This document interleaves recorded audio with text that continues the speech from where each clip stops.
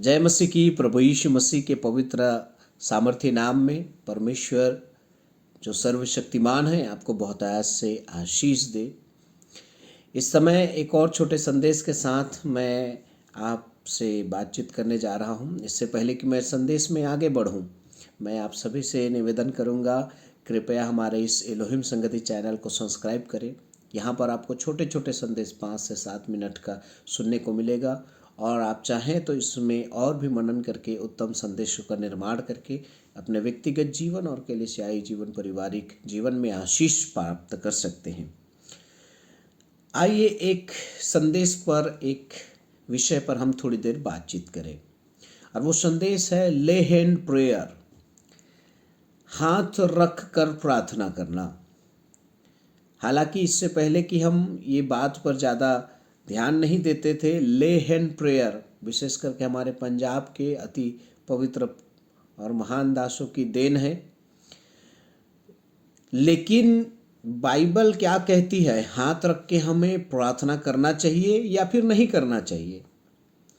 क्योंकि कई लोग कहते हैं, पहला तिमुथियुस अध्याय 5 और उसके 22 वचन में लिखा है, किसी पर शीघ्र हाथ ना रखना और दूसरों के पापों में भागी ना होना, अपने आप को पवित्र बनाए रखना। यदि हम इस विषय को पढ़ें तो कई प्रभु के जन कहते हैं हमें हाथ रख के प्रार्थना नहीं करना चाहिए, दूर से प्रार्थना करना चाहिए। लेकिन यदि आप ध्यान से इस तिमुथियुस के वचन को पढ़ेंगे तो आपको पता चलेगा कि ये अच्छा प्रबंधन के विषय में या अच्छा प्रबंध के बारे में तिमुथियुस को जो है पौलुस लिख रहा है। और उसके आगे पीछे पढ़ें तब आपको समझ में आएगा कि यहाँ पर शीघ्र हाथ ना रखने का मतलब है किसी व्यक्ति के काम पर सहभागी नहीं होना, हाथ रखने का मतलब यहाँ पर। लेकिन मैं आज ले हैंड प्रेयर अर्थात हाथ रखकर प्रार्थना के विषय में बातचीत करने जा रहा हूँ। तो मैं 4 बातें आपको बताऊंगा। इसमें से बाइबल हमें अनुमति देता है या फिर बाइबल के हमारे अगुवे या ऐसे घटनाएं जिनके द्वारा हम ये प्राप्त कर सकते हैं, सीख सकते हैं कि हमें भी हाथ रखने का परमेश्वर अनुमति देता है या हमें भी हाथ रखकर ऐसा करने का जो है वचन के अनुसार अनुमति है परमेश्वर के वचन से। तो यदि हम पहली बात पढ़ें उत्पत्ति की पुस्तक का 48 अध्याय और उसके 13 से 16 वचन तक, तो यहाँ पर याकूब जो है अपने पुत्र यूसुफ के 2 पुत्र को जो मिस्र में पैदा हुए थे उन्हें अपने पास बुलाता है और बुलाकर उनके ऊपर हाथ रखता है। देखिए, तब यूसुफ ने उन दोनों को लेकर अर्थात एप्रैम को अपने दाहिने हाथ से कि वह इस्राएल के बाएं हाथ पड़े और मनश्शे को अपने बाएं हाथ से कि वह इस्राएल के दाहिने हाथ पड़े, उन्हें उसके पास ले गया। कौन? यूसुफ। ये इस्राएल कौन? याकूब, जिसे परमेश्वर ने नाम दिया था इस्राएल। और वो उसको दाहिने बाएं खड़ा करता है अपने पुत्रों को। लेकिन जब याकूब जो है अपने हाथों को उन दोनों के सिर पर रखता है तो वो जो है छोटे बेटे एप्रैम को दाहिने हाथ से और बड़े बेटे मनश्शे को बाएं हाथ से आशीर्वाद देता है। प्रिय प्रभु के लोगों, ये स्पष्ट है कि आप और मैं जब किसी को आशीर्वाद देते हैं तो दाहिने हाथ से प्रार्थना करते हैं कि बाएं हाथ से। ये हमारे लिए महत्वपूर्ण है। हो सकता है कई बार आप और मैं इस पर ध्यान नहीं देते हैं, लेकिन यहाँ पर इज़राइल जो कि याकूब है और यूसुफ उसके सामने अपने पुत्रों को उसके दाएं और बाएं हाथ पर विशेष ध्यान देके प्रार्थना करवाता है। तो यहाँ पे याकूब जो है अपने नातियों को आशीर्वाद देता है अपने हाथ से। तो याद रखिए, अपने दाहिने हाथ से एक विशेष आशीर्वाद जो है प्रकट होती है। इसलिए हाथ रखना आशीर्वाद देने के लिए ये परमेश्वर का वचन हमें स्पष्ट करता है।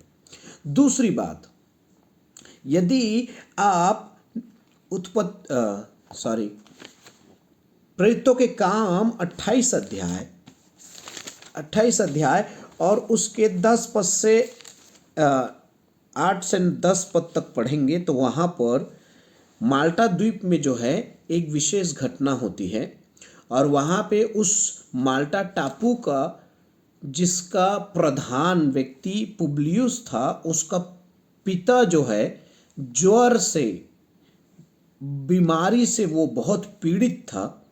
और 7 पद से लेकर 10 पद तक आप पढ़ेंगे तब पौलुस जो है उस बीमार व्यक्ति के ऊपर अपने हाथ को रखता है और वो तुरंत चंगाई को पाता है। 8वें पद में लिखा है 28 अध्याय, प्रेरितों काम, पुब्लियुस का पिता ज्वर और आवलहूस का रोगी पड़ा था, अतः पौलुस ने उसके पास घर में जाकर प्रार्थना की और उस पर हाथ रख कर उसे चंगा किया।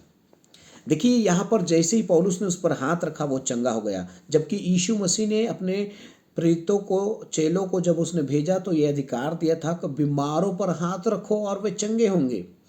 तो चंगाई के लिए हाथ रखना, पहला तो आशीर्वाद, जैसे याकूब ने अपने नाती को आशीर्वाद दिया अपने हाथों से, आप भी आशीर्वाद की प्रार्थना कर सकते हैं लोगों पर हाथ रखकर। दूसरा, चंगाई के लिए आप अपने हाथ को बढ़ा सकते हैं, लेकिन हाथ बढ़ाते समय याद रखिए अगर वो स्त्री है या महिला है या लड़की है तो आप विशेष रूप से ध्यान से अपने हाथ का इस्तेमाल करें।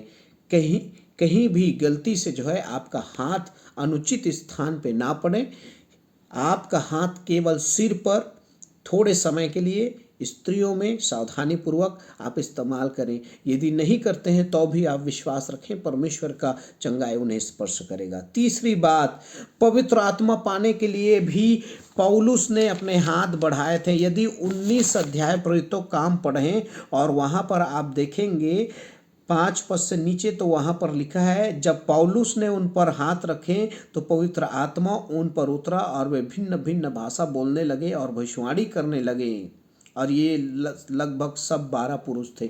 इफिसुस नगर में जब पौलुस गया तो वहाँ पर जो है केवल जो है वो बपतिस्मा लिए थे, उद्धार का संदेश सुने थे, लेकिन उन्होंने पवित्र आत्मा के विषय में नहीं सुना था। पवित्र आत्मा पाने के लिए जब पौलुस ने उन पर हाथ रखे वो भिन्न भिन्न भाषा बोलने लगे। तो पवित्र आत्मा कई बार हमें हाथ रखने से भी प्राप्त होता है। ये अभिषेक जो है फैलता है। चौथी और अंतिम बात, प्रेरितों काम अध्याय 13 में यदि आप पढ़ेंगे तो यहाँ पर भी एक विशेष घटना को हम लोग देख सकते हैं। 13 अध्याय 2 और 3 वचन यहाँ पर हम देखें तो जब वे उपवास सहित प्रभु की उपासना कर रहे थे तो पवित्र आत्मा ने कहा, मेरे लिए बरनबास और पौलुस को उस काम के लिए अलग करो जिसके लिए मैंने उन्हें बुलाया है। तब उन्होंने उपवास और प्रार्थना करके और उन पर हाथ रखकर उन्हें विदा किया। यहाँ पर एक विशेष कार्य के लिए अभिषेक करके, अर्थात सेवा के काम के लिए अभिषेक करके इन्हें जो है